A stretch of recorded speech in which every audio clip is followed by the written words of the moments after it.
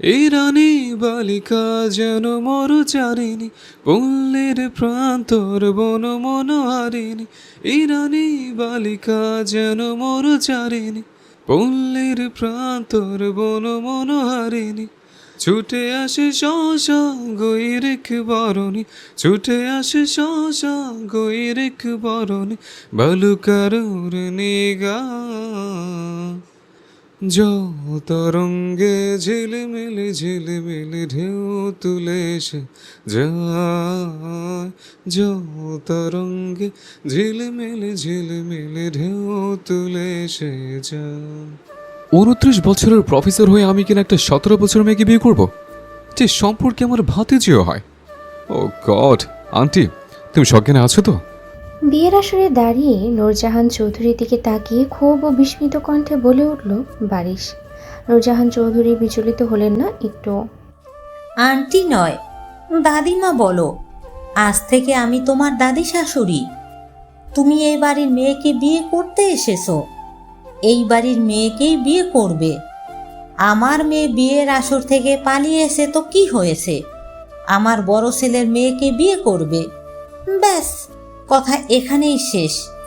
নূরজাহান চৌধুরীর এই আকস্মিক একরোখা ঘোষণায় চৌধুরী বাড়ির পুরো সভা জুড়েই যেন পিনপতর নীরবতা নেমে এলো। উপস্থিত সকলেই স্তব্ধ। এই বাড়িতে তার হুকুম অমান্য করার মতো বুকের পাটা কারণ নেই।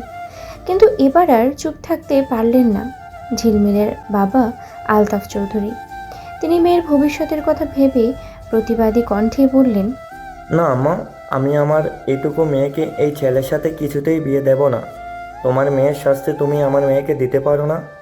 তার কথার পিঠাপিঠি বারিশও চেঁচিয়ে বলল। আপনার মেয়েকে আমি বিয়ে করবো না। আলতাফ চৌধুরীও তখন রাগে ফুঁসছেন। তোমার কাছে আমি বিয়ে দিলে তো করবে? আমি বিয়ে করলে তো দিবেন? বারিশের পাল্টা জবাব, দেবই না। করবই না। চলমান এই বাকযুদ্ধের মধ্যেই সভাকক্ষের এক কোণে ঘোমটার আড়ালে চুপচাপ দাঁড়িয়ে আছে 17 বছরের তরুণী ঝিলমিল।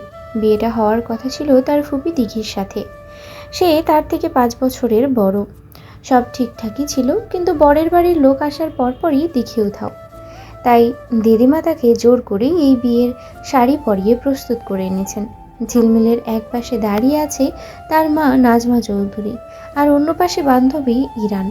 একের পর এক বাবা আর বারিশের উত্তপ্ত বাক্য বিনিময় ঝিলমিলের কানে ভেসে আসছে। এবার আসর কাঁপিয়ে ভেসে আসলো নূরজাহান চৌধুরীর হুঙ্কার। আলতাফ, তুই যদি আর একটা শব্দ করিস, তবে তোর মেয়ে আর বউ সহ তোকে এই বাড়ি থেকে এক্ষুনি ঘাট ধরে বের করে দেব। মায়ের এমন ভয়ানক থমথমে গেলে বড় ছেলে আলতাফ চৌধুরী। অপমানে আর অসহায়তে তার মাথা নিচু হয়ে এলো। নূরজাহান চৌধুরী নাতনি ঝিলমিলের দিকে এগিয়ে গিয়ে তার মাথায় হাত রেখে নরম কিন্তু আদেশসূচক কণ্ঠে বললেন, জাহান, তুই তো দাদিবার মুখের কথা রাখবি না? ঝিলমিল মাথা নিচু করে আছে। দাদিমার খুব আদরের নাতনি সে। দাদিমার নিজের নামের সাথে মিলিয়ে তার নাম রেখেছে জাহানারা চৌধুরী ঝিলমিল। তার দাদা ভাই এখন দাদিমা তাকে জাহান বলে ডাকেন। সে দাদিমার দিকে মুখ তুলে তাকিয়ে অত্যন্ত মিনমিনে শান্ত আওয়াজেই জবাব দিল, তুমি যা বলবে আমি তাতেই রাজি দাদিমা। তোমার কথার উপর আমার কোনো কথা নেই। মেয়ের মুখের এই কথা শুনে আলতাফ চৌধুরী এবং নাজমা চৌধুরী আকাশ থেকে পড়লেন। দুজনেই চরম অবাক হয়ে মেয়ের দিকে তাকিয়ে রইলেন। যেই মেয়েকে সারাদিন একটা কথা বলে শোনানো যায় না, সে আজ দাদির এক কথায় নিজের জীবনের এত বড় সিদ্ধান্ত সহজেই রাজি হয়ে গেল। পুরো বাড়ির মানুষ সব ঝিলমিলের এই আকস্মিক সম্মতিতে কি কর্তব্যে বিমূঢ়। ঝিলমিলের দিকে একদৃষ্টিতে তাকিয়ে থেকে বারিশ নূরজাহান চৌধুরীর উদ্দেশ্যে বলে উঠল, আন্টি প্লিজ বোঝার চেষ্টা করো। মেয়েরাজের ভাতিজি হিসেবে আমি ওকে নিজের ভাতিজির মতোই দেখি। আর ও ও আমার থেকে বয়সে অনেক ছোট।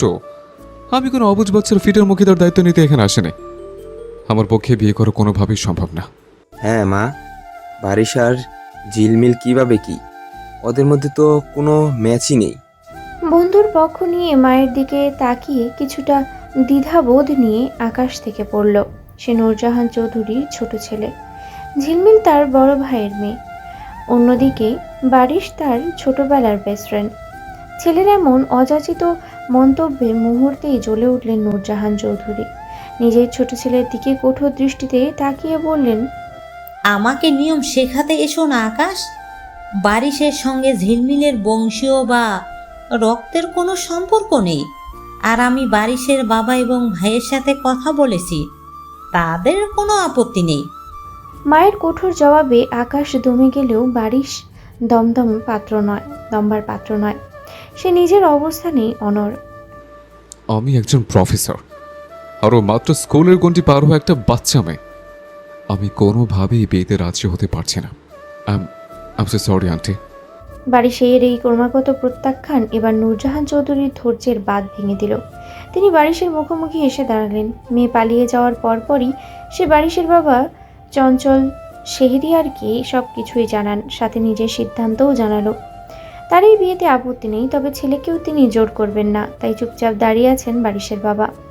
পরিষ্কার শুনে রাখো বারিশ, তুমি যদি এই বিয়েতে রাজি না হও, তাহলে আজ থেকে আকাশের সাথেও ভবিষ্যতে কোনো যোগাযোগ রাখবে না। আমার বাড়িতে তোমার পা রাখা তো দূরের কথা, আকাশের সাথে তোমার বন্ধুত্ব আজ এই মুহূর্ত থেকে শেষ। নূরজাহান চৌধুরীর এই শেষ অস্ত্রটা বারিশের অভিব্যক্তিতে বদলে দিল। আকাশের সাথে তার বন্ধুত্বটা আর 10টা সাধারণ বন্ধুদের মতো নয়, ও তার বেস্ট ফ্রেন্ড, সেই ছোটবেলারই বন্ধু। মায়ের এমন হুকুম যে আকাশ অমান্য করতে পারবে না, সেটা বারিশ খুব ভালো করেই জানে। সে এক মুহূর্তের জন্য স্তব্ধ হয়ে আকাশের দিকে তাকালো। আকাশও অসহায় চোখে বন্ধুর দিকে তাকিয়ে আছে।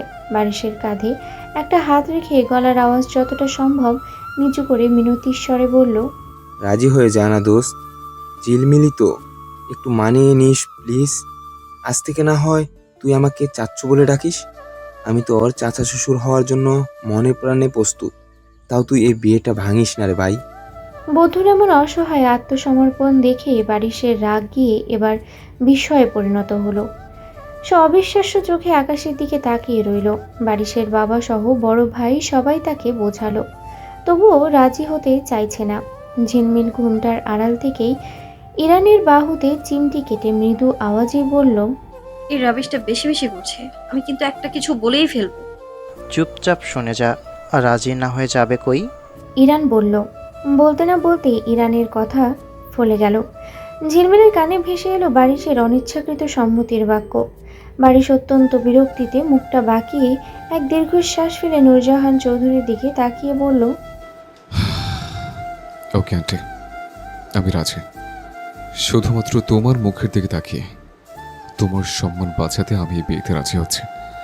না হলে এই আলতাফ চৌধুরী মেয়েকে বিয়ে করার বিন্দুমাত্র শখ আমার ছিল না। নূরজাহান চৌধুরী এবারও তার ভুল শুধরিয়ে নিয়ে কড়া গলায় মনে করিয়ে দিলেন, আন্টি নয়, দাদিমা।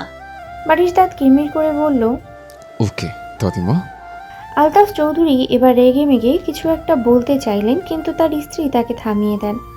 অবশেষে সব ঝামেলার অবসান ঘটিয়ে কাজী সাহেব এগিয়ে এলেন। শুরু হলো ঝিলমিল আর বারিশের বিয়ের মূল আনুষ্ঠানিকতা। ঝিলমিলের হাত দুটো এবার কাঁপতে লাগলো। এক অজানা ভবিষ্যৎ আর এক বুক জড়তা নিয়ে সে কম্পিত হাতে রেজিস্ট্রি পেপারে সাইন করলো। যে সাইনের মাধ্যমে বারিশের নামের সাথে জড়িয়ে গেল তার নিজের নাম। কাজী সাহেবের পড়ানো সব নিয়ম কানুন মেনে নিয়ে একরাশ দীর্ঘশ্বাস চেপে শেষ পর্যন্ত কাপা গলায় কবুলও বলে ফেলল। বিয়ের সব নিয়ম শেষ হতে না হতেই এবার বিদায়ের পালা।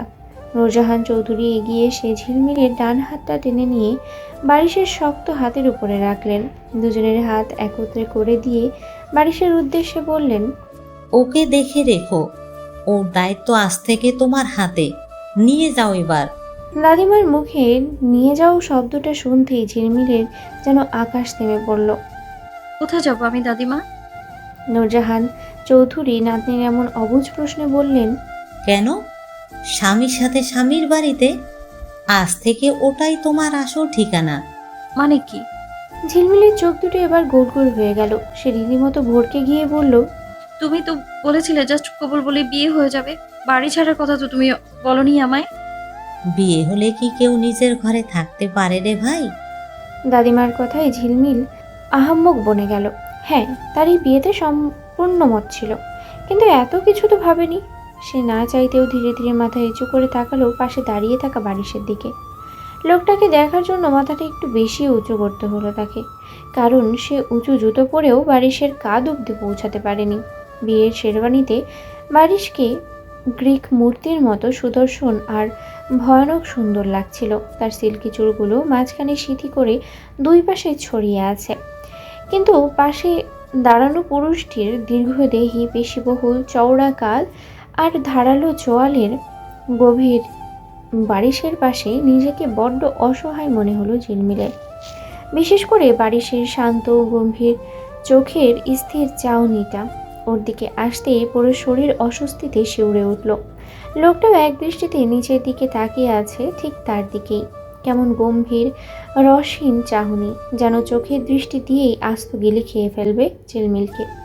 সে কি করে ফেললো এটা? সে তো কেবল তার ফুপির হবু বরকে বিয়ে করেনি, সে বিয়ে করেছে তার নিজের আপন ছোট চাচ্চুর বেস্ট ফ্রেন্ডকে, যাকে সে জন্মের পর থেকে বারিশ চাচ্চু বলেই ডেকে এসেছে। আজ সেই তার স্বামী। আর এই লোকটা তার নিজের কলেজের প্রফেসর, কলেজের যেই স্যারকে পুরো ক্লাসের সবাই বাঘের মতো ভয় পায়। আজ থেকে সেই কড়া শিক্ষকের সাথেই তাকে অন্য এক বাড়িতে গিয়ে থাকতে হবে। হঠাৎ খুব ফ্যাকাশে আর দিশেহারা দেখালো ঝিলমিলকে। চোখ দুটোতে তখন স্পষ্ট ভয়ের ছাপ। নাতনির মুখের এই আকস্মিক পরিবর্তন নূরজাহান চৌধুরীর নজর এড়ালো না। তিনি কিছুটা চিন্তিত গলায় তাকে জিজ্ঞেস করলেন, কি হয়েছে জাহান, খারাপ লাগছে? ঝিলমিল দাদিমার দিকে তাকিয়ে কোনো মতে নিজের ভেতরের অস্থিরতা আড়াল করার চেষ্টা করলো। শুকনো একটা ঢোক গিলে বলল, না, আমি একটু রুমে যাব, প্রয়োজনীয় একটা জিনিস নিতে হবে, আসছি আমি। কথাটা বলেই সবাইকে হালকা ঠেলে ছটপট পা চালিয়ে ভেতরের দিকে চলে গেল। তার মা নাজমা বেগম মেয়ের পিছু পিছু কিছুটা এগিয়ে গিয়ে বললেন, ঝিলমিল, আমি আসবো তোর সাথে? ঝিলমিল পেছনে না তাকিয়ে হাত উঁচিয়ে কড়া গলায় নিষেধ করে বলল, না আম্মু, একদম আসবে না, আমি একাই যাচ্ছি, কেউ আসবে না আমার সাথে। কিন্তু ঝিলমিল নিজের ঘরে গেল না। সে ডাইনিং স্পেস পার করে সোজা চলে গেল রান্নাঘরের পেছনের দরজার দিকে। চৌধুরী বাড়ির পেছনে সেই দরজাটা দিয়ে সচরাচর কেউ যাতায়াত করে না। ঝিলমিল সাবধানেই ছিটকিনিটা খুলল। বাইরে তখন ঘুটঘুটে অন্ধকার। সে এক মুহূর্তের জন্য পেছনে ফিরে নিজ বাড়িটার দিকে তাকালো। তারপর শাড়ির কুচোগুলো দুই হাতে শক্ত করে জাপটে ধরে সোজা বাইরের পিছঢালা অন্ধকার রাস্তায় দৌড় লাগালো। নিজের ছোট্ট একটা উদ্দেশ্যে আর দাদিমার সম্মান বাঁচাতে না হয় কবুলটা বলেই ফেলেছে। তার মানে এই নয় যে সত্যি সত্যি তাকে এই খড়খড়ে বারিশ চাচ্চুর সাথে গিয়ে সংসার করতে হবে।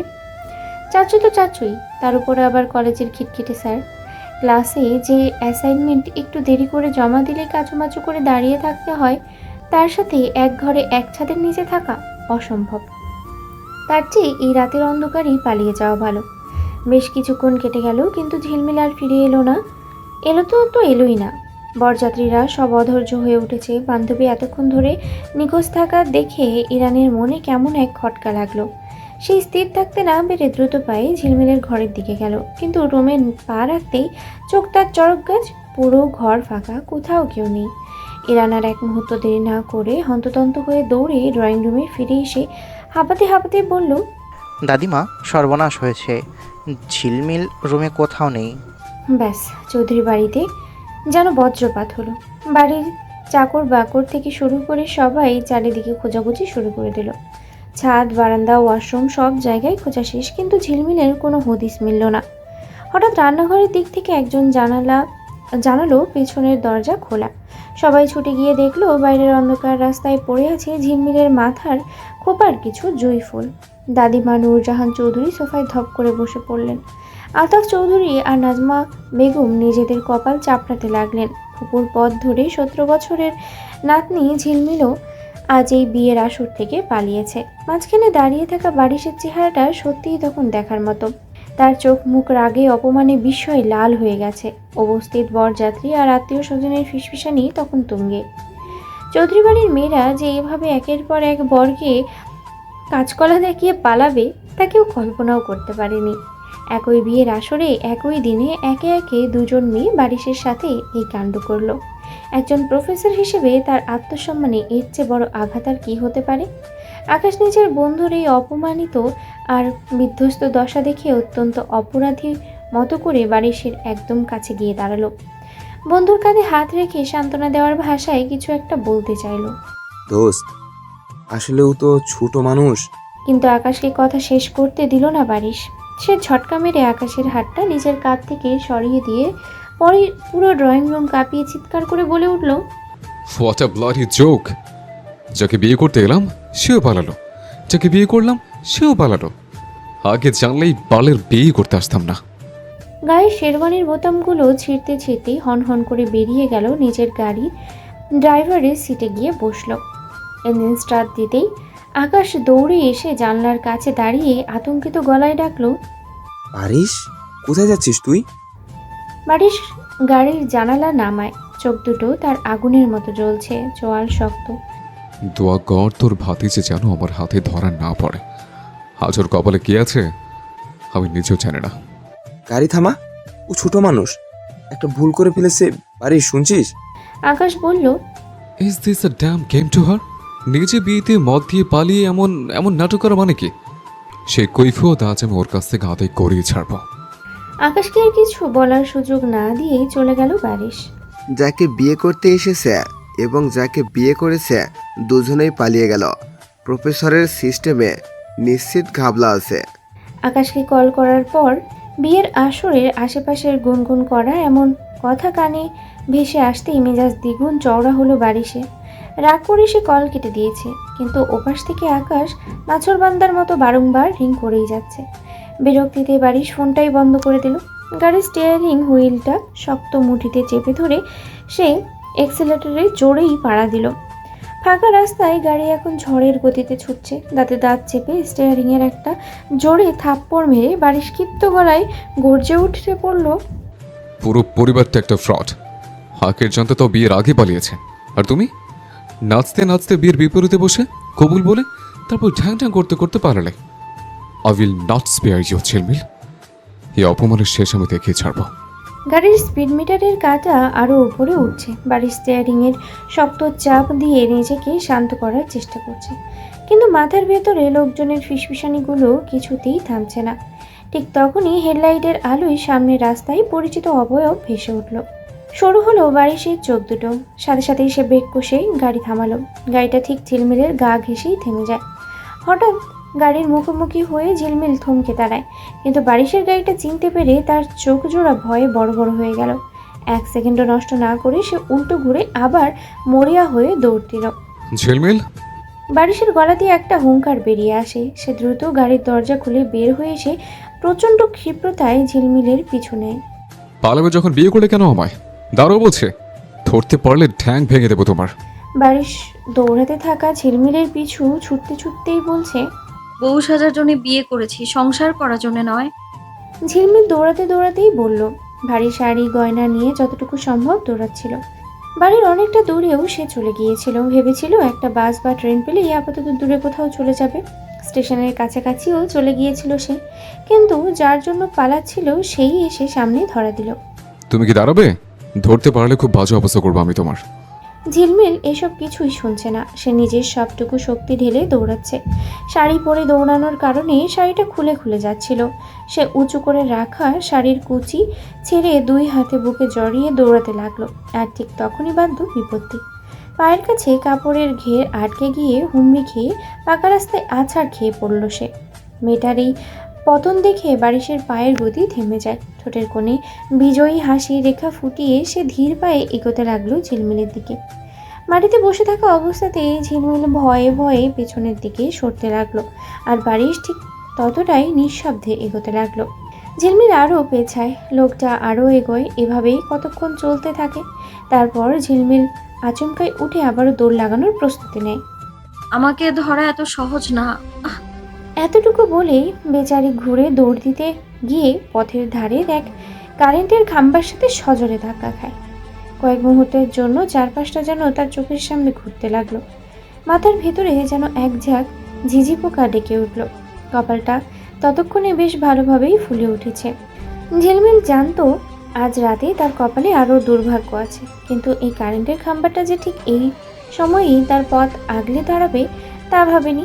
এমনিতেই পেছনে জ্যান্ত এক খাম্বা তাকে তাড়া করে ফিরছে, তার উপরে আবার এই জড়ো খাম্বা আগমন। ফুলে ওঠা কপালে আঙ্গুল বুলিয়ে যন্ত্রণায় চোখ মুখ কুঁচকে পেছনে তাকাতে না তাকাতেই গালে এসে পড়ল বারিশের শক্ত হাতের আঘাত। ঝিলমিলের মাথায় এবার আরেক দফা ঝিঝি পোকা ডেকে উঠল। চোখ বন্ধ করে গালে হাত দিয়ে দাঁড়িয়ে আছে সে। তারপর ধীরে ধীরেই চোখ মেলল, প্রথমে কারেন্টের খাম্বার সাথে কপালে, তারপর জ্যান্ত খাম্বার হাতে গালে।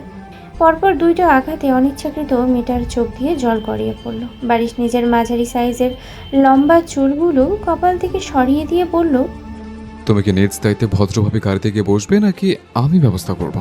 ঝিলমিল অভিমানে আর ক্ষোভে ফুঁসতে ফুঁসতে বলল, আমি যাব না, আপনি চলে যান চাচু, আমি কিছুতেই। বাকি কথাটুকু আর ঝিলমিলের ঠোঁটগুলো বেরোনোর সুযোগই পেল না। বারিশ এক ঝটকায় তার পেশিবহুল শক্তপোক্ত হাত বাড়িয়ে ঝিলমিলকে পাজাগোলা করে শূন্যে তুলে নিল। নিমিষেই মেয়েটা আছড়ে পড়ল বারিশের চওড়া কাঁধের উপরে। আচমকা এই ভারসাম্যের পরিবর্তনে নিজেকে সামলাতে প্রথমে অবচেতনভাবেই বারিশের গলা জড়িয়ে ধরল ঝিলমিল। পরক্ষণে ঘোর কাটতেই মাটিতে নামার আকুতি নিয়ে বারিশের পিঠে দুই হাতে কিল থাপ্পড় মারতে শুরু করলো। চাচু প্লিজ আমায় নামিয়ে দিন, আমি যাব না বলছি তো, আমি মানি না এই বিয়ে। বারিশের কানে যেন এই আর্তনাদ পৌঁছালোই না। 17 বছর বয়সী অবুঝ বিবির সমস্ত আক্রমণ আর হাতের থাপ্পড় মুখ বুঝে সহ্য করে সে হনহন করে গাড়ির দিকে এগিয়ে গেল। ঝিলমিল মরিয়া হয়ে এক পর্যায়ে বারিশের শক্ত কাঁধে কামড় বসিয়ে দিল, কিন্তু তাতেও ওই পাষাণ মানুষটার কোনো হেলদোল হলো না। গাড়ির দরজা খুলে এক প্রকার জোর করেই তাকে ভিতরে বসিয়ে দরজা লক করে দিল সে। গাড়ির ভিতরে কিছুক্ষণ অনর্থক চেঁচামেচি করে ক্লান্ত হয়ে শান্ত হলো ঝিলমিল। ভাবলো বাড়ি ফিরলে আব্বু নিশ্চয়ই তাকে এর আগে প্রফেসরের হাত থেকে বাঁচিয়ে নেবেন। কিন্তু কিছু দূর যাওয়ার পর যখন সে দেখলো গাড়িটা তাদের বাড়ির গেটে না ঢুকে পাশের বাড়ি অর্থাৎ শাহরিয়ার ভিলায় রাজকীয় গেট গলে ভিতরে প্রবেশ করছে, তখন তার বুকের ভেতরটা আবারও ছ্যাদ করে উঠল। সে পুনরায় চিৎকার করে উঠল, এ কি, এখানে কেন যাচ্ছেন? আমাদের বাড়ি গেটটা তো এটা না, এটা তো আপনাদের বাড়ি। গাড়ির ইঞ্জিন বন্ধ করে বারিশ অত্যন্ত শান্ত কিন্তু দৃঢ় গলায় জবাব দিল, আজ থেকে এটাই তোমার একমাত্র বাড়ি। ঝিলমিল আবার ছটফট করে উঠল। যাব না, নামিয়ে দিন আমায়, আমি এই বাড়িতে কিছুতেই পা দেব না। এবারও তার কোনো আকুলতা বারিশের কানে স্পর্শ করলো না। আগের মতোই ঝিলমিলকে কাঁধে তুলে নিয়ে দীর্ঘ পদক্ষেপে গাড়ির বাইরে বেরিয়ে এলো সে। লন পেরিয়ে শাহরিয়ার বাড়ির সদর দরজা পার হয়ে বিশাল লিভিং রুমের সব পিছনে ফেলে সে সিঁড়ি বেয়ে সোজা নিজের ঘরের দিকে এগোতে লাগলো। এদিকে লিভিং রুম তখন এক থমথমে পরিবেশ। পুরো শাহরিয়ার বাড়ির লোক চাতকের মতো নতুন বরবধূর অপেক্ষায় বসেছিল। স্বয়ং বাড়ির বড় আম্মা শাহরিয়ার ঝর্ণা বেগম নিজের রাজকীয় সোফায় বসে অধীর আগ্রহে ছোট ছেলের জন্য অপেক্ষা করছিলেন। ছেলেকে ওভাবে রণক্লান্ত ভঙ্গিতে কাঁধে করে ঝিলমিলকে নিয়ে আসতে দেখে তিনি ধর্মর করে দাঁড়িয়ে পড়লেন, কিন্তু মুখে কোনো প্রশ্ন উচ্চারণ হওয়ার আগেই তার চোখ চড়ক গাছ। বিস্ময়ে হতবাক হয়ে তিনি ছেলের ঘরের দিকে তাকিয়ে রইলেন। তার এই অবাক হওয়ার কারণ ঝিলমিলকে ওভাবে তুলে আনা নয়, তিনি বিস্মিত হলেন পাত্রীর অদল বদল দেখে। তার ছেলে বিয়ে করতে গিয়েছিল অন্য একজনকে আর ঘরে তুলে নিয়ে এলো সম্পূর্ণ অন্য আরেকটা মেয়েকে। চোখ দুটো বড় বড় করে অবিশ্বাসের দৃষ্টিতে নিজের বড় ছেলের বউয়ের দিকে তাকিয়ে ঝর্ণা বেগম প্রায় চিৎকার করে উঠলেন, কি হলো এটা? ঝিলমিল এখানে এই বেশে কেন? কার জায়গায় কে এলো? শাশুড়ির এমন রূপে ভীত হলো শিউলি বেগম বলল, আসলে আম্মা এতক্ষণ লুকিয়েছি, দিঘি পালিয়েছে। ঝর্ণা আমলান চোখ এবার আরো বড় করে বলল, কি? হ্যাঁ আম্মা, এজন্যই তখন আপনাকে এতবার কল করছিলাম। দিঘি পালানোর পর চৌধুরী বাড়ির নূরজাহান আম্মা তরঙ্গের সাথে ঝিলমিলের বিয়ে দিয়ে দিয়েছেন। ব্যাস গেল এবারের আম্মা এবার গেল। দুলতে লাগলো সে। শিউলি বেগম দ্রুত শাশুড়িকে আগলে ধরলেন। উপস্থিত সবাই আতঙ্কিত হয়ে গেলেন। কি শোনারে আমাকে বড় বউ? আমার তরঙ্গের বউ এই ঝিলমিল? এই কেউ বড় পান, আমার মাথায় কেউ বরফ দে রে। শেষ। এতটুকু বলেই জ্ঞান হারালেন আম্মা। বারিশ দৌড়ে এলো সবার চেঁচামেচি শুনে। এসে মাকে এমন চেতনহীন দেখে ডক্টরকে কল করলো। কিছুক্ষণ মায়ের পাশে বসে ডক্টরকে বিদায় জানাতে সদর দরজা পর্যন্ত এগিয়ে গেল সে। তখন থেকে একা একা বসে এসব ভাবছে ঝিলমিল। লোকটা দরজার বাইরে থেকে লক করে সেই যে গিয়েছে এখনো আসছে না। ঝিলমিলের পরনে তার 4 কোয়ার্টার ঢিলে ঢালা লেডিস প্যান্ট আর পাতলা টি শার্ট, অথচ মাথায় জড়িয়ে আছে বিয়ের শাড়ির সেই ভারী কারুকাজখচিত লাল ওড়নাটা, সেটাও বড্ড এলোমেলো অবস্থায়। ঘরের মেঝেতে দলা পাকিয়ে পড়ে আছে দামি বেনারসি আর ছড়িয়ে ছিটিয়ে আছে ভারী গহনাগুলো। খাটের এক কোণে গুটিসুটি মেরে বসে মেঝেতে পড়ে থাকা শাড়িটার দিকে শূন্য দৃষ্টিতে তাকিয়ে আছে 17 বছর বয়সী মেয়েটা। তার মস্তিষ্ক এখনও এই আকস্মিক পরিবর্তনটা পুরোপুরি মেনে নিতে পারছে না। ঠিক তখনই নিস্তব্ধ ঘরটাকে একটা পুরুষালী শীষ বাজার শব্দে ভেসে এলো। ভাবনার সুতো ছিঁড়ে গেল ঝিলমিলের। সে খানিকটা চমকে দরজার দিকে তাকিয়ে আবার মেঝের দিকে তাকালো। পকেটে হাত গুজে হেলে দুলে ঘরের ভিতরে পা রাখলো বারিশ। তার গায়ে এখনও বিয়ের শেরওয়ানি, তবে সামনের ওপরের 3টে বোতাম বেখেয়ালিভাবেই খোলা। খুব উদাস মনে শীষ বাজাতে বাজাতেই ভেতরে এলেও খাটের উপরে ঝিলমিলের এই অদ্ভুত রূপ দেখে বারিশের ঠোঁটের শীষ আচমকাই থেমে গেল। সে থমকে দাঁড়িয়ে ঝিলমিলকে ওপর নিচ ভালোভাবে পর্যবেক্ষণ করলো। নতুন বউকে এমন পোশাকে দেখবে এটা তার কল্পনাতেও ছিল না। শুকনো একটা ঢোক গিলে কিছুটা বিস্ময় নিয়ে বলল, এইসব কি পড়ে আছো? ঝিলমিল কোনো উত্তর দিল না, এমনকি তার দিকে ফিরেও তাকালো না। হ্যাঁ মেয়ে, তোমাকে বলছে। তবুও নিষ্প্রিয় রইল ঝিলমিল। কোনো নড়াচড়া নেই। যেভাবে জোর খাটিয়ে এক প্রকার তুলে নিয়ে আসা হয়েছে তাকে এই বাড়িতে, তাতে মেয়েটা যে বসে বসে চিৎকার করে কাঁদছে না এটাই অনেক বেশি। কিন্তু বারিশের মতো পুরুষ এই নীরব প্রত্যাখ্যান সহজে মেনে নিতে পারল না। সে দ্রুত পায়ে ঝিলমিলের সামনে এসে হাঁটু কেড়ে বসে। শক্ত হাতে ওর 2 বাহু চেপে ধরে একটা হালকা ঝাঁকুনি দিয়ে বলল, তোমার সঙ্গে কথা বলছি আমি। কি পড়ছে এগুলো? আর কাপড় নেই কেন? ঝিলমিল এবার চোখ তুলে তাকালো। মাত্র কয়েক ঘন্টা আগের চাচা থেকে আচমকাই স্বামী বনে যাওয়া পুরুষটার চোখের দিকে সোজা তাকালো সে। বারিশ প্রশ্নের কোনো জবাব না দিয়ে তীব্র শক্তিতে নিজের বাহু দুটো ওর বাঁধন থেকে ছাড়িয়ে নিয়ে তার অত্যন্ত দৃঢ় গলায় বলল, আমায় ধরবেন না চাচু, আপনি আমার চাচু, সেটা ভুলে যাবেন না। কথাটা শুনেই বারিশের চোয়াল শক্ত হয়ে এলো। ঝিলমিলের দিকে সামান্য ঝুঁকে চোখের মনি সরু করে সে ফিসফিসিয়ে বলল, ছিলাম, চাচ্চু ছিলাম। Now I am your husband, Mrs বারিশ।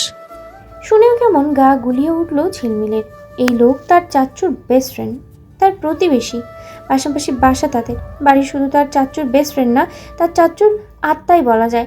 পাশাপাশি বাড়ি হওয়ায় তাদের 2 পরিবারের ঘনিষ্ঠতাও অনেক বছর ধরেই প্রবল। তুমি এমন ভাব করছো যেন আমি তোমাকে জোর করে বিয়ে করেছি। তোমার দাদিমা তোমাকে আমার গলায় ঝুলিয়ে দিয়েছে। বারিশ বলল, আমাকে ঝুলিয়ে দিয়েছে? আমাকে? আপনাকে আমার গলায় ঝুলিয়ে দিয়েছে? তেতে উঠল ঝিলমিল। আমি কি তোমাকে বিয়ে করতে গিয়েছিলাম? আমি কি আপনাকে বিয়ে করার জন্য বসেছিলাম? পিঠাপিঠি বলল ঝিলমিল। হ্যাঁ হ্যাঁ, এই তো বসে আছো।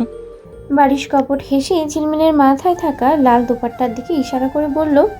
ঝিলমিল এবার আরও রেগে গেল। এক হাতে বারিশের শেরওয়ানির এক পাশে চেপে ধরে বলল, এটা কি? আপনিও তো জামাই সেজে বসে আছেন।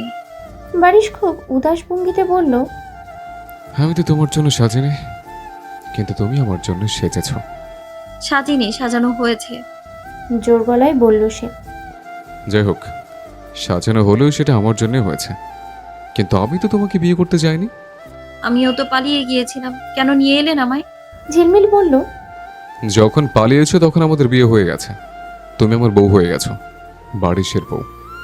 আর প্রফেসর ফাইজান বারিশের বউ বিয়ের দিনে পালিয়েছে। এটা সবাই জেনে গেলে আমার প্রেস্টিজ যাবে।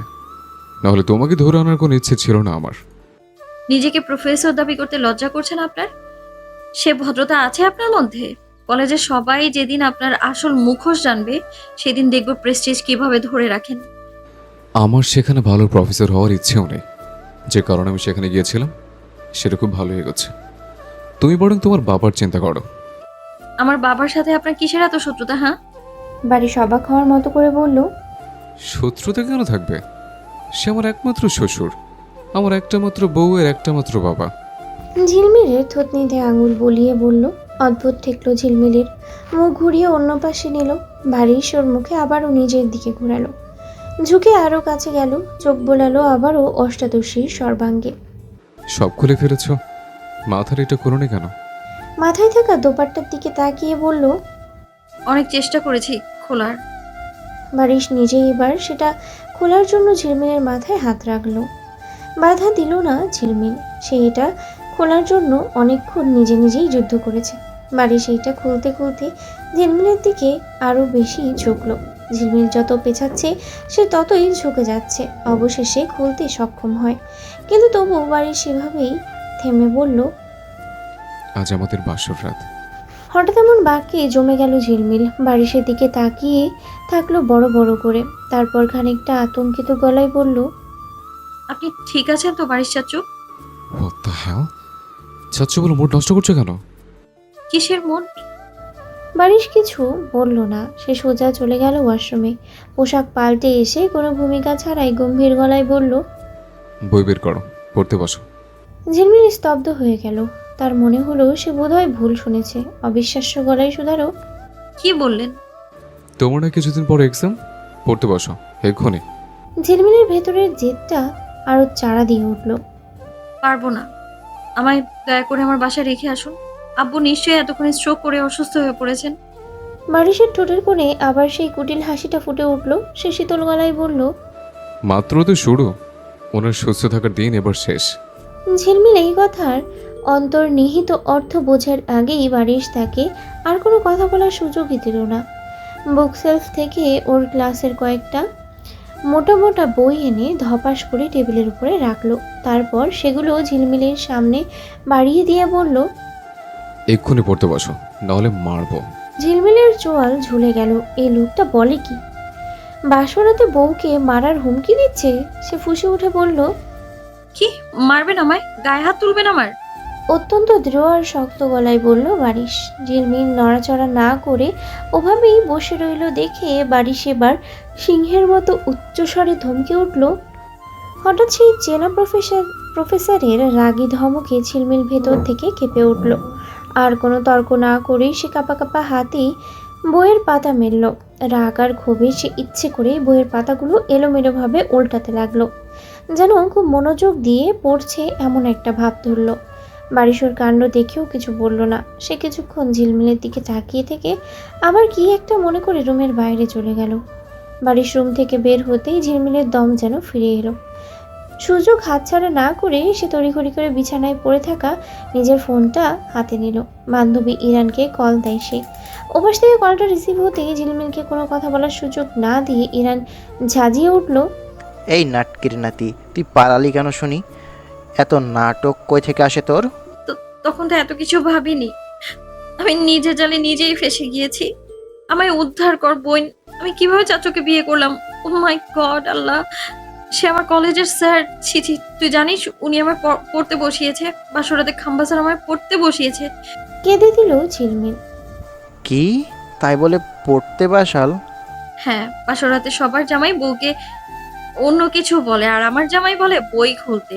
এমন খাম্বা স্যার আল্লাহ আমার কপালেই কেন দিল? শাড়ি তো তুমি খুলে বসে আছো, নতুন করে কি খুলতে বলবো? আকস্মাৎ পুরুষালী কণ্ঠস্বরের গম্ভীর্যে চমকে ওঠে কিশোরী। তড়িঘড়ি করে ফোনের সংযোগ বিচ্ছিন্ন করে বিছানার উপরে রেখে দেয় ফোন। দরজার চৌকাঠ পেরিয়ে ঘরের ভিতরে হেঁটে আসছে সেই রাশভারী পুরুষ। ঝিলমিল কোনো মতে নিজের ভেতরের ভীতিটুকু আড়াল করে অবাধ্য গলায় বলল। আমি বাড়ি যাব। বাড়িতেই তো আছো। যুবকের কণ্ঠস্বর অনুভূতির লেশমাত্রহীন। মেয়েটির নজর হঠাৎ লোকটার ডান হাতের দিকে গেল। সে কিছুটা কৌতূহলী ও সন্দিহান দৃষ্টিতে তাকিয়ে শুধালো। ওটা কি আপনার হাতে? বারিশ কোনো মৌখিক উত্তর দেওয়ার প্রয়োজন বোধ করল না। ধীর পায়ে এগিয়ে এলো বিছানার দিকে। কোনো দ্বিধা ছাড়াই খাটের পাশে এক হাঁটু মুড়ে বসে সুতি কাপড়ে মোড়ানো বরফের টুকরোটা চেপে ধরল ঝিলমিলের কপালের ঠিক সেই অংশটায় যা কিছুক্ষণ আগে বৈদ্যুতিক খুঁটির সাথে ধাক্কা খেয়ে ফুলে উঠেছিল। বারিশের হাতের থাপ্পড়ে গালটাও লাল হয়ে আছে। কথার উপরে আচমকা সেই হিমশীতলের স্পর্শ লাগতেই যন্ত্রণায় কুঁকড়ে উঠে তীব্র চিৎকারে ঘর কাঁপিয়ে তুলল বালিকা। আরে কি করছেন? কি ছাড়ুন আমায়। ভ্রুজোড়া কুঞ্চিত হয়ে গেল বারিশের। হাতের বরফটা একপাশে ছুঁড়ে ফেলে দিয়ে তিনি চোখের পলকেই নিজের চওড়া হাতের তালু দিয়ে মেয়েটার মুখ চেপে ধরল। সেই বলিষ্ঠ বাঁধনের নিচে বাকি চিৎকারটুকুও গুমড়ে মরে গেল। সে নিজের মুখটা স্ত্রীর অতি সন্নিকটে এনে দাঁতে দাঁত চেপে অত্যন্ত রুক্ষ ও ধমকের স্বরে বলল, এইভাবে চিৎকার করছো কেন? নিচে এখনো বাড়ির বড়রা জেগে আছেন। একদম চুপ। কি ভাববে সবাই? ঝিলমিল তার মুখের উপরে থাকা হাতটা সরিয়ে দেওয়ার চেষ্টা করে যন্ত্রণায় চোখ মুখ কুঁচকে ঝাঁঝালো গলায় বলল, আপনি এটা আমার মাথায় এভাবে চেপে কেন ধরেছেন? বাড়ি সোজা হয়ে দাঁড়ালো। অত্যন্ত কর্কশ ও ঠান্ডা গলায় জবাব দিল সে। অনেক শখ হয়েছে ধরার, তাই ধরেছে। ডিসকাস্টিং। ঝিলমিল নিজের ক্ষোভ প্রকাশের সুযোগ পেল না। হঠাৎ করে নিচতলা থেকে ভেসে এলো তার অতি পরিচিত কণ্ঠের ডাক। তার আব্বু ডাকছে। চেনা গলায় আওয়াজ কানে পৌঁছাতেই কিশোরী এক মুহূর্তও দাঁড়ালো না। ঝড়ের বেগে ঘর থেকে বেরিয়ে নিচে চলে গেল। বাড়ির সেই বিচ্ছু মেয়েটাকে কোনোভাবেই আটকে রাখতে পারল না। অগত্যা সেও শান্ত পায়ে তার পিছু পিছু নিচতলার দিকে এগিয়ে গেল। লিভিং রুমে পা রাখতেই ঝিলমিলকে দেখে আলতাফ চৌধুরী উদ্বিগ্ন কণ্ঠে প্রশ্ন করলেন, এভাবে চিৎকার করছিলে কেন মা? কি হয়েছে তোমার? আর এখানে কি হয়েছে? মেয়ের কপালে আঙুল রাখলেন। তার পাশে তখন আকাশের চোখেও একরার সংশয়। ঝিলমিল কিছুটা আমতা আমতা করেই নিজেকে সামলে নেওয়ার চেষ্টা করলো। না আব্বু, কিছু হয়নি, এমনি। ঝিলমিলের পেছনে সিঁড়ির গোড়ায় এসে দাঁড়িয়েছে বারিশ। তাকে দেখা মাত্রই আলতাফ চৌধুরী আশঙ্কায় এক প্রকার তেড়ে গিয়ে জামাতার মুখোমুখি হলেন। এই ছেলে, কি করেছিলে তুমি আমার মেয়ের সাথে? ও এমন আত্মচিৎকার করছিল কেন? বারিশ প্রথমে আর চোখে একবার আড়ষ্ট হয়ে দাঁড়িয়ে থাকা ঝিলমিলের দিকে তাকালো। পরক্ষণেই শ্বশুরের দিকে ফিরে ঠোঁটের তাচ্ছিল্যের হাসি ফুটিয়ে অত্যন্ত সহজ গলায় জবাব দিল, আপনি যা ভাবছেন ঠিক সেটাই। বাসর ঘরের ঝিলমিলের চিৎকার আর বারিশের মুখের এমন দ্বিধাহীন ব্যর্থবোধক উত্তর। লিভিং রুমে তখন বারিশের বাবা আর বড় ভাই উপস্থিত ছিলেন। ছেলের এমন বেহায়া ও সোজাসাপটা মন্তব্য শুনে দুই পুরুষ অস্বস্তিতে পড়ে গেলেন। ভাগ্যিস ঝর্ণা বেগম তখন নিজের কক্ষে বিশ্রাম নিচ্ছিলেন। অন্যথায় ছেলের মুখে এমন কথা শুনলে নির্ঘাত তিনি আরেক দফা জ্ঞান হারাতেন। বারিশের মুখে এমন লাগামহীন প্রতিউত্তর শুনে আলতাফ চৌধুরী রাগে কাঁপতে কাঁপতে তার দিকে আঙুল উঁচিয়ে গর্জে উঠলেন, কি বলছো তুমি? তোমার সাহস তো কম নয় বারিশ। আমার অবুঝ মেয়েটার গালে হাত তুলতে তোমার একটুও বাঁধলো না? বিয়ের প্রথম রাতেই এই তোমার আসল রূপ? শিক্ষাদানের নামে এই বর্বরতা তুমি নিজের গড়ে করো? বিচলিত হলো না বারিশ। সে নিজের স্বভাবসুলভ ও উদাসীনতা বজায় রেখেই অত্যন্ত নির্বিকার গলায় বলল, কি এমন করলাম আমি? আপনার মেয়ে নিজ ইচ্ছে আমাকে বিয়ে করেছে। ওর সাথে যাই করি, তাতে আপনার কি? এমন বেপরোয়া কথা শুনে আলতাফ চৌধুরীর রক্ত মাথায় চড়ে গেল। ধমকে উঠে বললেন, চুপ করো বেয়াদ্দব। তুমি জানো না ওর এখনও 18 বছর হয়নি? একজন শিক্ষক হয়ে এসব বলতে তোমার লজ্জা লাগছে না? বারিশ এবার কিছুটা বাঁকা হাসল। শ্বশুর মশাইয়ের দিকে সোজাসুজি তাকিয়ে অত্যন্ত কর্কশ ও সাফ গলায় জবাব দিল, শিক্ষক? কে শিক্ষক? শিক্ষক আমি কলেজে, বাসায় না। আপনার মতো সব জায়গায় গিয়ে শিক্ষকতা দেখাতে পারবো না। যেখানে দেখানো দরকার সেখানে দেখাবো। Just wait and watch. Altaf চৌধুরীর সহ্য সীমা ছাড়িয়ে গেল। তিনি আর এক মুহূর্ত কালক্ষেপণ না করে নিজের মেয়ের হাতটা শক্ত করে টেনে ধরে বললেন, চল মা, এখানে আর এক মুহূর্তও না। কিন্তু ঝিলমিলকে নিয়ে তিনি কদম ফেলার আগেই অপর পাশ থেকে তার অন্য হাতটি খপ করে ধরে ফেলল বারিশ। তার মুঠো শক্ত করে বসলো কিশোরীর কবজিতে। সে শ্বশুরের দিকে সোজা তাকিয়ে অত্যন্ত কঠোর গলায় বলল, হাত ছাড়ুন ওর, ছাড়ুন। ছাড়বো না। তুমি ছাড়ো বেয়াদ্দব। আমি কেন ছাড়বো? একটু আগেই তো আপনার মা ওকে আমার হাতে তুলে দিয়েছে। আপনি ছাড়ুন, ছাড়ুন। দুজনের টানাপড়েনের মাঝখান থেকে ঝিলমিলের দুই হাত দুই দিকে প্রসারিত হয়ে যাচ্ছিল। দুজনেই তাকে নিজ নিজ দিকে টানছে, যেন এক জীবন্ত পুতুলকে নিয়ে কাড়াকাড়ি করছে। যন্ত্রণায় কিশোরীর চোখ মুখ কুঁকড়ে গেল। আলতাফ চৌধুরী মেয়ের হাত নিজের দিকে আরও এক দফা টেনে নিয়ে তীব্র ক্ষোভে বললেন, আমার মা দিয়েছে, আমি দেইনি। আমার মেয়েকে আমি তোমার সাথে কখনোই থাকতে দেব না। বারিশের ঠোঁটের কোণে কুটিল হাসি রেখা ফুটে উঠেছিল। আপনার মেয়ে তো থাকবেই, সাথে আপনার মাও চলে আসবে। হয়তো চলে এসেছে। বাড়ির শেষ বাক্য সদর দরজার দিকে তাকিয়ে বলল। নিজের মাকে সদর দরজার সশরীরে উপস্থিত হতে দেখে আলতাফ চৌধুরী অবচেতনভাবেই নিজের মেয়ের হাতটি আলগা করে ছেড়ে দিলেন। বাবার হাত ছুটে যেতেই ঝিলমিল কিছুটা টান সামলে বারিশের দিকে সরে এলো।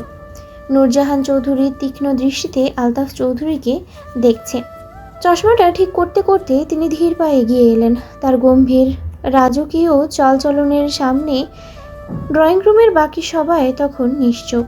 তিনি চঞ্চল শেহরিয়ারের মুখোমুখি হয়ে অত্যন্ত দৃঢ় কণ্ঠেই বললেন, সব আয়োজন করে রাখবেন, কালকে আমরা সবাই আসছি, কোনো ঝামেলা যেন না হয়। চঞ্চল শেহরিয়ার অত্যন্ত বিনয়ের সাথে মাথা ঝুঁকিয়ে সম্মতি জানিয়ে বললেন, আপনি একদম নিশ্চিন্তে থাকুন, ছেলেমিল দাদুবের কোনো অযত্ন হবে না। দাদু ভাই নয় মামনি। নূরজাহান চৌধুরী তৎক্ষণাৎ চঞ্চল শাহরিয়ারের সম্বোধনীটা শুধরে দিলেন। তার এই একটিমাত্র শব্দে পরিষ্কার হয়ে গেল যে ঝিলমিল এখন আর এই বাড়ির কেবল নাতনি নয়, সে এখন এই গৃহের বউ। কথাটি শেষ করেই তিনি আর এক মুহূর্ত দাঁড়ালেন না। আলতাফ চৌধুরীর বাহু ধরে তাকে নিয়ে বাড়ি থেকে বের হয়ে যেতে লাগলেন। ঝিলমিল শুধু ফ্যালফ্যাল করে তার দাদিমা আর আব্বু চলে যাওয়ার পথের দিকেই তাকিয়ে রইল। এদিকে আকাশ যাওয়ার আগে তার বন্ধু বারিশকে এক প্রকার জোর করেই টেনে কিছুটা দূরে নিয়ে গেল। আর যাই হোক, তোর থেকে আমি অন্তত এটা আশা করিনি। কি আশা করিস না? একটু আগেও তুই ঝিলমিলিকে বিয়ে করবি না বলে চারিদিকে লাফাচ্ছিলি, আর ঘরে নিয়ে আসতে না আসতেই একদম ফুল ফর্মে বাসর করা স্টার্ট করে দিলি।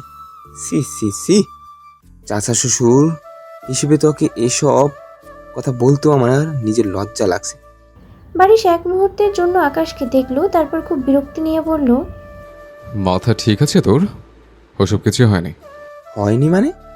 পুরো পাড়া মানুষ বাসর ঘরের চিৎকার শুনলো, আর তুই বলছিস হয়নি? বারিশ একটা দীর্ঘশ্বাস ফেলে কুচকে বলল, তোর এই নোংরা মাথায় একটু সাফ করবি? ও খাম্বার সাথে বাড়ি খেয়ে কপাল ফুলে এসছে। আমি জাস্ট বরফ দিতে গিয়েছিলাম, আর ও ডাইনোসরদের মতো চিৎকার জোরে দিয়েছিল। আকাশ চুপ হয়ে গেল। সে ঘাড় ঘুরিয়ে ঝিলমিলের দিকে তাকালো। মেয়েটা এক কোণে চুপচাপ দাঁড়িয়ে ওদের দিকেই তাকিয়ে আছে। ওদের কথা শোনার আপ্রাণ চেষ্টা করছে, তবে দূরত্বের কারণে বুঝতে পারছে না। আকাশ আলতো হেসেই ডেকে বলল, যাও মামুনি, রুমে গিয়ে শুয়ে পড়ো। হ্যাঁ যাও মামনি, রুমে যাও। আকাশে দেখা দেখি তার পিঠাপিঠি বারিশও ভেঙানোর মতো করেই একদম একই টোনে বলে উঠল। বন্ধুর মুখে এই ডাক শুনে আকাশ তৎক্ষণাৎ ভ্রু কুচকে সংশোধন করে দিয়ে বলল, তুই মামুনি বলছিস কেন? বারিশ কোনো উত্তর দিল না।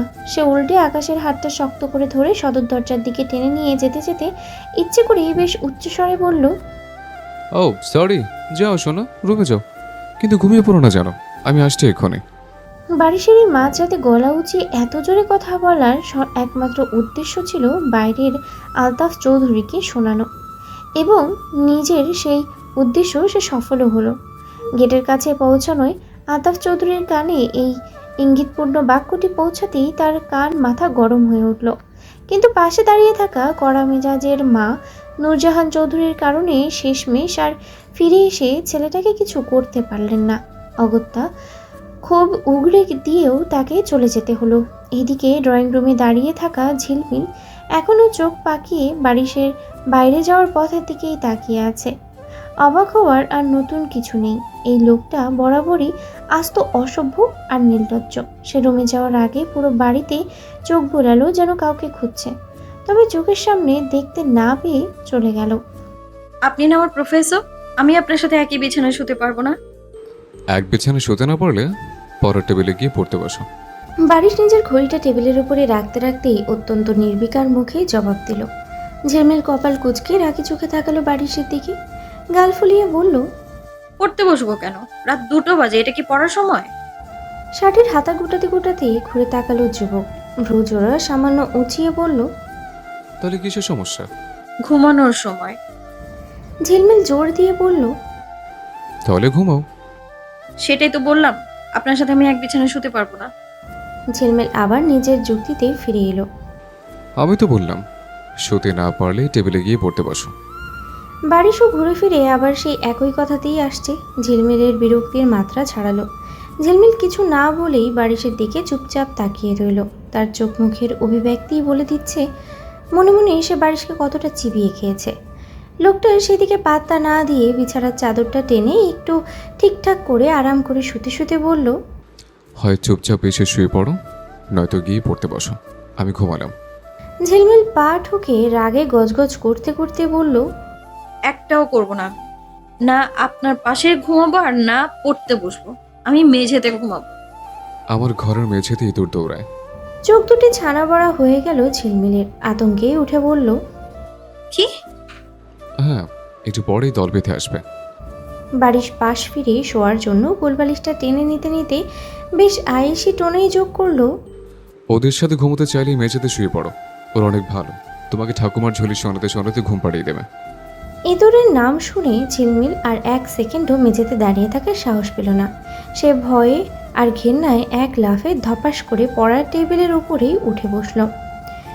তারপর চারপাশে কিছু একটা খুঁজতে খুঁজতে টেবিলের উপরে থেকে চেঁচিয়ে বলল, আপনার রুমে সোফা নেই কেন? বাড়ির চোখ না খুলেই শান্ত গলায় বলল, ছিল, সরিয়ে ফেলেছে। কেন? এমনি। নিয়ে আসুন। ঝিলমিল হুকুমের সুরে বলল। পারবো না।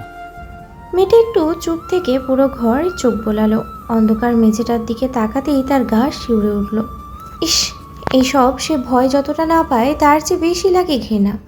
একবার যদি পায়ের উপর দিয়ে যায়, ঘৃণায় সে পাটাকেই কেটে ফেলবে। সে এবার নিরুপায় হয়ে বারিশকে বলল, তাহলে আমাকে নামিয়ে বিছানায় নিয়ে যান।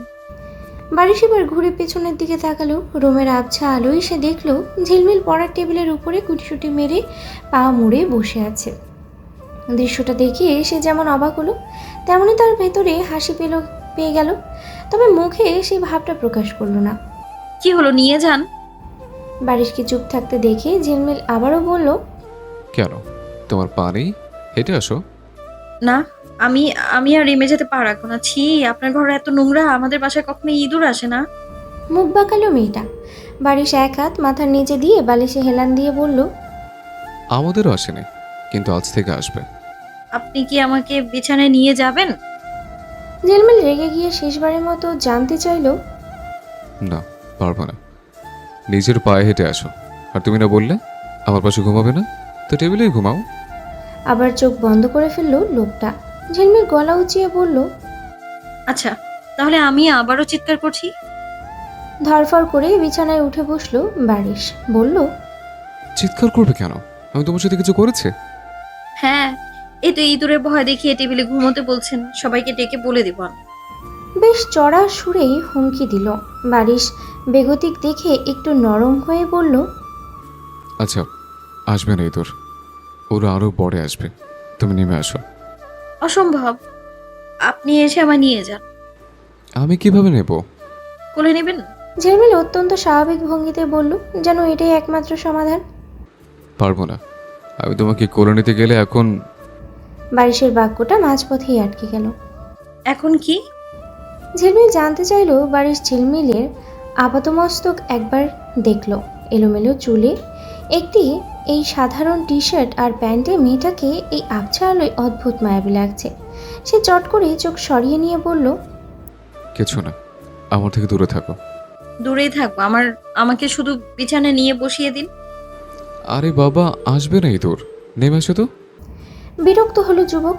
মেয়েটা আর কথা বাড়ালো না। সে লম্বা শ্বাস নিয়ে পুরো বাড়ি মাথায় তোলার জন্য চিৎকার করে উঠল, চঞ্চল দাদা। আই, চুপ। বারিশ এক লাফে বিছানা থেকে নেমে দৌড়ে গেল ঝিলমিলের কাছে।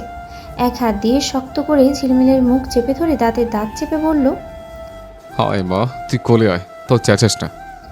মুহূর্তেই বারিশ দুই হাত দিয়ে ঝিলমিলকে পাজাকোলা করে তুলে নিয়ে তাকে আলতো করে বয়ে নিয়ে এসে বিছানার একদম উপাসের কোণাটায় সাবধানে শুইয়ে দিতে দিতে বলল, স্যারের সাথে শুতে সমস্যা, কিন্তু স্যারের কোলুর তো সমস্যা নেই।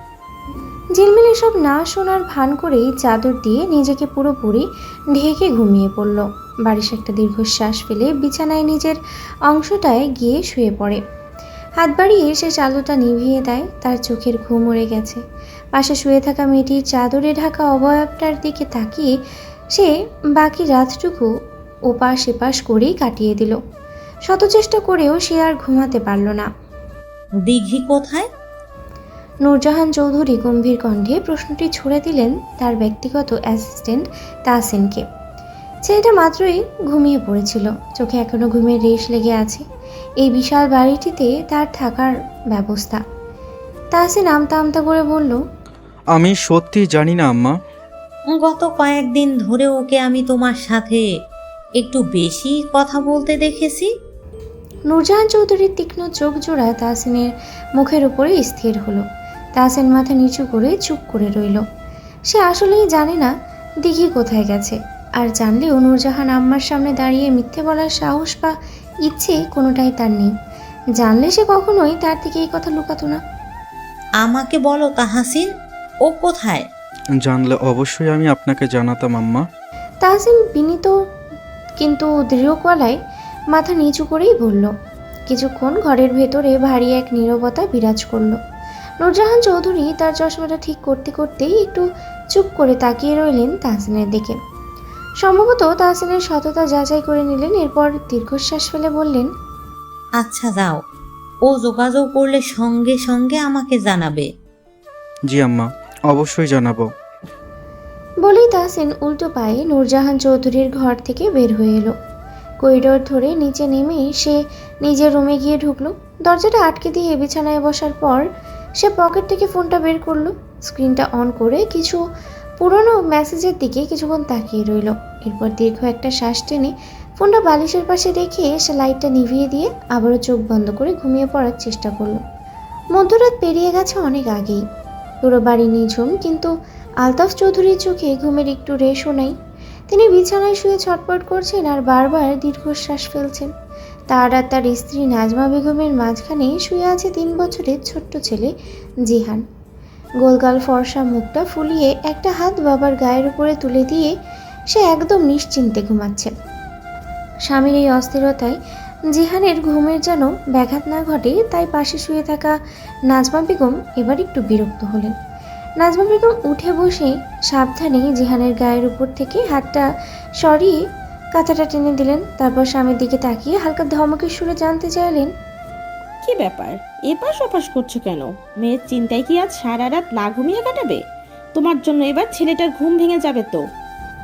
আলতাফ চৌধুরী সিলিংয়ের দিকে তাকিয়ে চুপ করে রইলেন।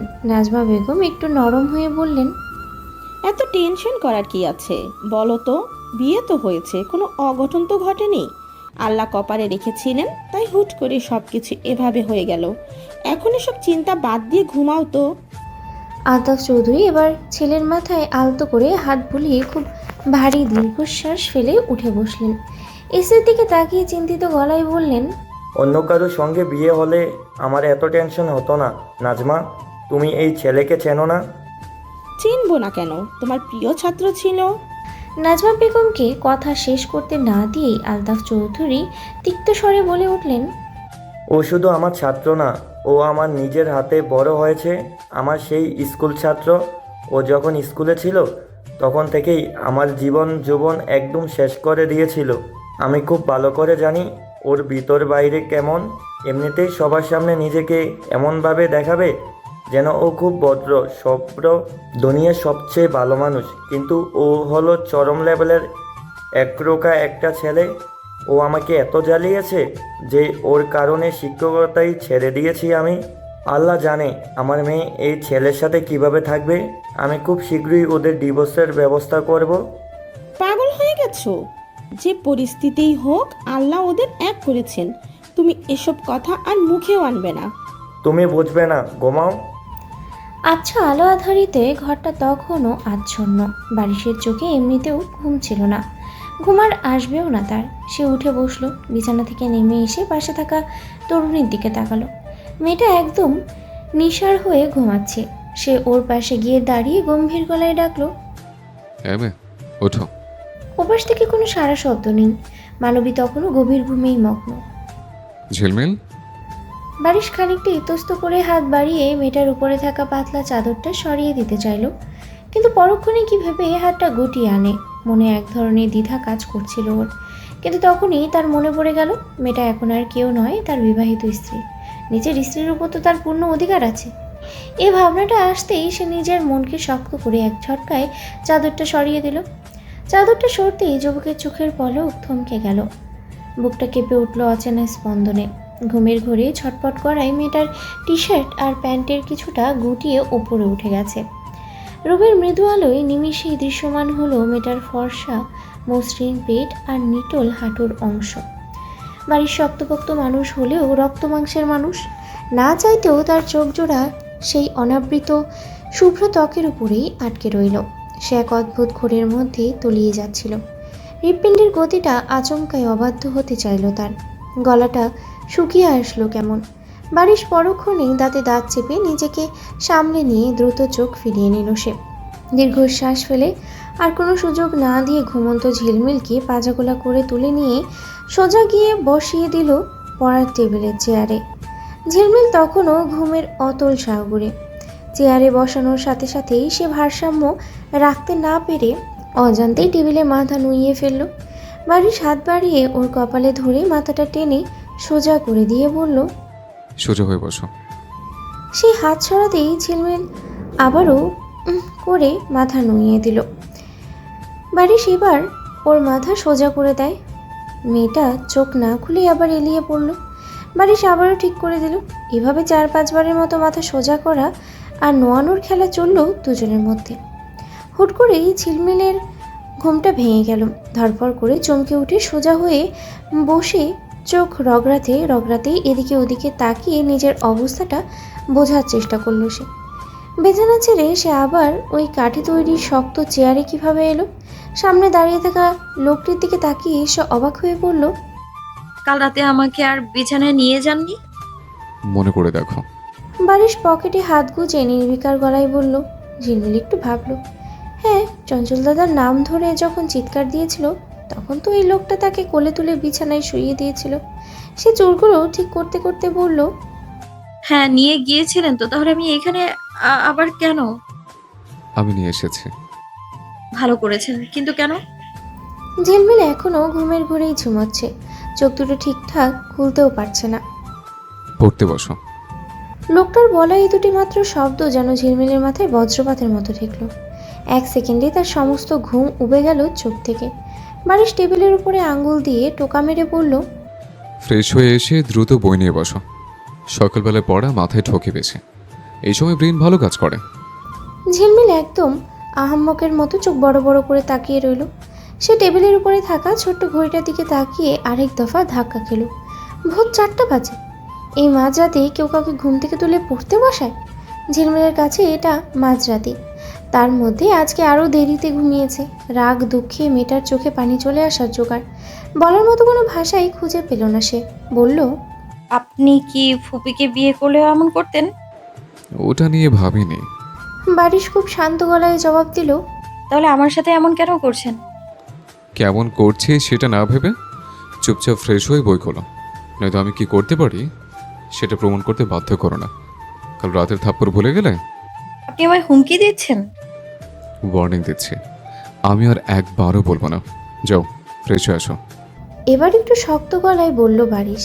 বারিশের সেই গম্ভীর চোখের চাহনি আর শক্ত গলার আওয়াজ শুনে ঝিলমিল আর কথা বাড়ানোর সাহস পেল না। সে চেয়ার থেকে নেমে ধপ ধাপ পা ফেলে ওয়াশরুমে গিয়ে ঢুকলো এবং ভেতরের লকটা সশব্দে আটকে দেয়। 10 মিনিট কেটে গেল, 15 মিনিট, 20 মিনিট। তরুণীর ভেতর থেকে বের হওয়ার কোনো নামগন্ধই নেই।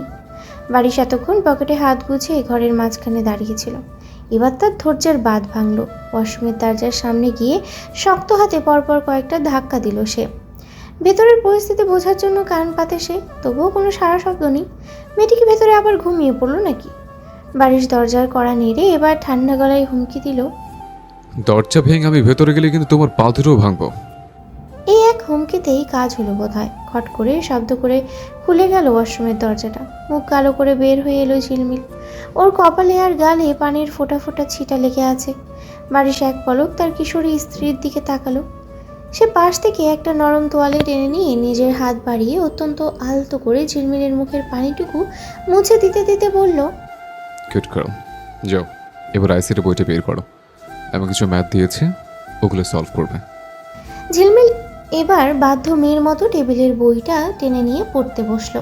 লোকটার দেওয়া আইসিটির কঠিন ম্যাথগুলো সে খুব মনোযোগ দিয়ে সলভ করতে লাগলো। বারিশ কিছুক্ষণ সে বাধ্য মেয়েটির দিকে তাকিয়ে রইল। পরক্ষণেই সে নিজেও ফ্রেশ হওয়ার জন্য ওয়াশরুমে চলে যায়।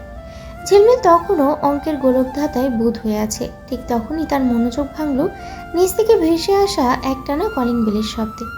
সদর দরজার কলিং বেলটা কেউ খুব অধৈর্য হয়ে বাজাচ্ছে। ভোর 4টার এই সময়ে বাড়ির বাকি কেউ এখনো ঘুম থেকে ওঠেনি। শব্দটা বারবার কানে আসতেই ঝিলমিল কলমটা রেখে দ্রুত সিঁড়ি দিয়ে নিচে নেমে গেল দরজা খুলতে। দরজাটা খুলতেই ঝিলমিল যেন একদম পাথরের মতো জমে গেল।